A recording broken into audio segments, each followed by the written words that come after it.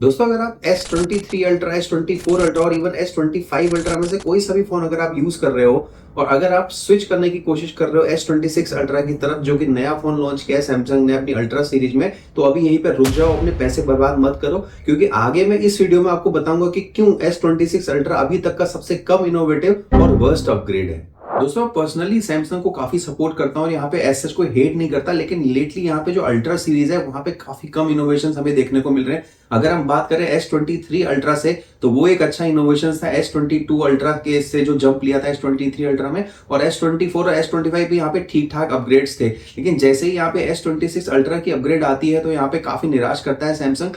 Hardware में as such कोई changes नहीं है, सेम 200 मेगापिक्सल का यहाँ पे कैमरा यूज कर रहा है और यहाँ पे एपर्चर कम कर दिया है, खासकर अगर कैमरा डिपार्टमेंट की हम बात करें। और आगे मैं इस वीडियो में आपको कुछ ऐसे पॉइंट्स बताऊंगा जो यहाँ पे आपको नॉर्मल चेंजेस लगेंगे, एज सच कोई बड़ा अपग्रेड नहीं लेगा, यहाँ पे देखने को नहीं मिलेगा। तो अगर आप S26 अल्ट्रा लेने की सोच रहे हो तो वीडियो पूरा एंड तक देखना और अपने पैसे बचाओ। दोस्तों सबसे पहले बात करूंगा कुछ अच्छे पॉइंट जो S26 अल्ट्रा में आपको देखने को मिलते हैं। तो पहला पॉइंट जो मुझे यहाँ पे पसंद है, जो काफी यहाँ पे इनोवेटिव है, वो है इसका यहाँ पे प्राइवेसी डिस्प्ले। तो सैमसंग लेके आ रहा है, पहली बार किसी स्मार्टफोन में आ रहा है। इसमें बेसिकली होगा ये कि अगर आप फोन यूज कर रहे हो साइड में और ऊपर नीचे यहाँ पे टिल्ट करते हो फोन, तो यहाँ पे व्यूइंग एंगल से कोई भी आपके फोन में देख नहीं पाएगा कि आप क्या यूज कर रहे हो और क्या नोटिफिकेशंस आ रहे हैं। तो ये बेसिकली यहाँ पे प्राइवेसी डिस्प्ले, इसको आप ऑन कर सकते हो और अलग अलग एप्स में यहाँ पे इसको कस्टमाइज भी कर सकते हो। तो ये अच्छा यहाँ पे फीचर दिया सैमसंग ने, जो कि मैं कहूंगा कि एज सच यहाँ पे नया इनोवेशन है। दोस्तों दूसरे पॉइंट में यहाँ पे बात करूंगा, 2 कैमरा अपग्रेड यहाँ पे लेके आया सैमसंग, और एज सच कुछ नहीं है, बाकी मैं नेगेटिव्स में बात करूंगा, लेकिन 2 कैमरा अपग्रेड है। एक पहला अपग्रेड ये कि यहाँ पे अपर्चर कम कर दिया है यहाँ पे सैमसंग ने।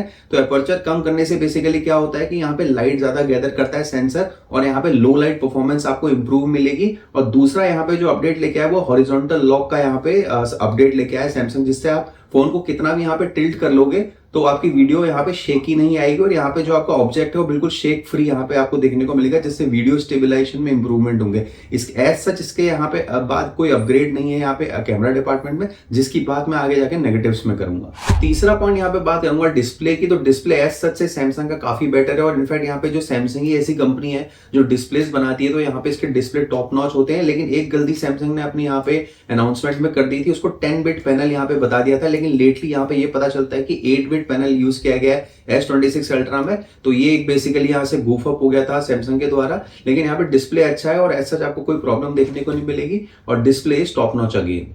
तो अब बात करते हैं पहले डाउनग्रेड की। यहाँ पे जो नेगेटिव पॉइंट्स मुझे लगे S26 अल्ट्रा में, पहला पॉइंट आता है दोस्तों जो इसकी यहाँ पे एस पेन है। एस पेन यहाँ पे ब्लूटूथ इनेबल्ड थी S23 सीरीज से लेके S24 और इवन S25 सीरीज तक, लेकिन यहाँ पे S26 अल्ट्रा में यहाँ पे ब्लूटूथ का कोई फंक्शन नहीं आता। तो बेसिकली होता क्या था कि जो प्रीवियस जनरेशन फोन में आप ब्लूटूथ से ऑपरेट कर सकते थे, कनेक्ट कर सकते थे, इवन फोटोज खींच सकते थे अपने फोन की, लेकिन यहाँ पे एज सच S26 अल्ट्रा में आपको देखने को नहीं मिलता। दोस्तों दूसरा नेगेटिव पॉइंट मैं बात करना चाहूंगा बैटरी की। स्टिल आपको 5000 mAh की बैटरी देखने को मिलती है। वहीं ऑन दी अदर हैंड जो ओप्पो वीवो जैसे फोन है, वीवो X300 अल्ट्रा हो गया, ओप्पो X9 सीरीज होगी, वो पे 6 से 7000 mAh की बैटरी दे रहे हैं। लेकिन सैमसंग अभी भी यहाँ पे पिछले 4-5 साल से अल्ट्रा सीरीज में 5000 mAh की ही बैटरी दे रहा है। लेकिन यहाँ पे फास्ट चार्ज सपोर्ट थोड़ा सा इन्होंने इंक्रीज करा है 60 वॉट का, लेकिन स्टिल अभी भी वो आउटडेटेड लगता है। अपने कंपटीशन में यहाँ पे सैमसंग स्टैंड नहीं करता है बैटरी में, तो इसको मैं बोलूंगा यहाँ पे मिक्स रिएक्शन है बैटरी में। तो तीसरा पॉइंट मैं यहाँ पे बात करूंगा यहाँ पे कैमरा डिपार्टमेंट की, जो अगेन सेम है। यहाँ पे ऐसा कोई इनोवेशन नहीं है, सेम हार्डवेयर यूज कर रहा है सैमसंग S23 अल्ट्रा से,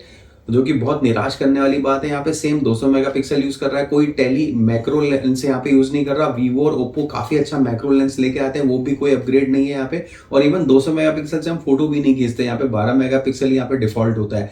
तो ऐसा कोई चेंज नहीं यहाँ पे। अल्ट्रा वाइड जो कि यहाँ पे 50 मेगापिक्सल कर लिया, लेकिन वो भी ओकेश लगता है यहाँ पे।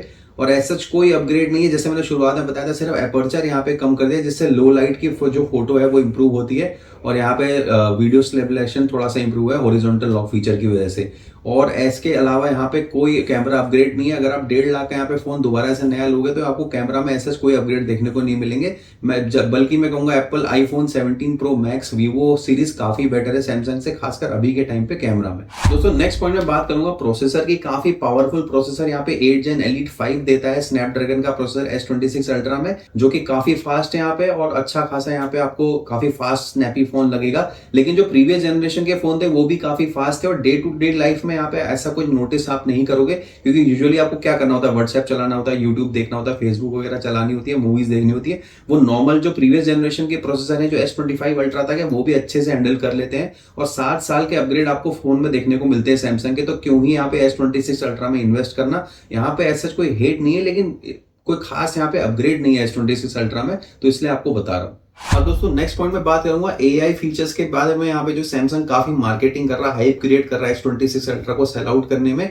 लेकिन यहाँ पे एक मैं आपको बात बताता हूँ, S24 अल्ट्रा और S25 अल्ट्रा जो है वो 7 साल के अपग्रेड के साथ आएंगे और ये सारे AI फीचर्स ऑलमोस्ट यहाँ पे 99% वो आपके प्रीवियस जनरेशन में भी आएंगे। तो यहाँ पे कोई डील ब्रेकर नहीं है कि जिससे आप एक नया फोन लो। यहाँ पे तो AI फीचर्स का भी ऐसा कोई हल्ला नहीं है, प्रीवियस जनरेशन में वो आ जाएंगे अपडेट्स के साथ, तो इसमें ऐसा कोई डील ब्रेकर वाली बात नहीं है। तो दोस्तों यही था दोस्तों, यहाँ पे सारे नेगेटिव पॉजिटिव मैंने आपको बताया। यहाँ पे पॉजिटिव तो काफी कम थे, यहाँ पे नेगेटिव ज्यादा थे। और सीधी बात, नो बकवास। यहाँ पे अगर आप S23 अल्ट्रा भी इवन अभी के टाइम पे यूज करें तो मैं तो कहूंगा मत चेंज करना, क्योंकि S26 अल्ट्रा में जाने का यहाँ पे कोई फायदा नहीं है। और एज अ सैमसंग फैन यहाँ पे मैं काफी निराश हुआ हूँ, क्योंकि यहाँ पे जस्ट कॉपी पेस्ट का काम चल रहा है सैमसंग द्वारा। और इतनी बड़ी ब्रांड होने के साथ इतने अच्छे कंपटीशन में, वीवो एप्पल इसके साथ कंपटीशन में है, तो यहाँ पे काफी निराश करा है, मतलब बेकार फोन लॉन्च कर दिया बिल्कुल। और यहाँ पे S23 अल्ट्रा से बस यहाँ पे कॉपी पेस्ट चल रहा है, कोई हार्डवेयर के चेंजेस नहीं, कोई लेंस में अच्छे कैमरा लेंस यहाँ पे नहीं दिए और काफी यहाँ पे निराश करा है सैमसंग ने। तो दोस्तों उम्मीद करता हूँ कि आपको वीडियो पसंद आया होगा, वीडियो में दिया गया फीडबैक आपको पसंद आया होगा। अगर यहाँ पे आप S26 अल्ट्रा लेने की सोच रहे हो तो आप रुक गए होगे और अपना यहाँ पे पैसा बचाओगे। पहली बार चैनल में आओ तो चैनल को सब्सक्राइब करके जरूर से जाना।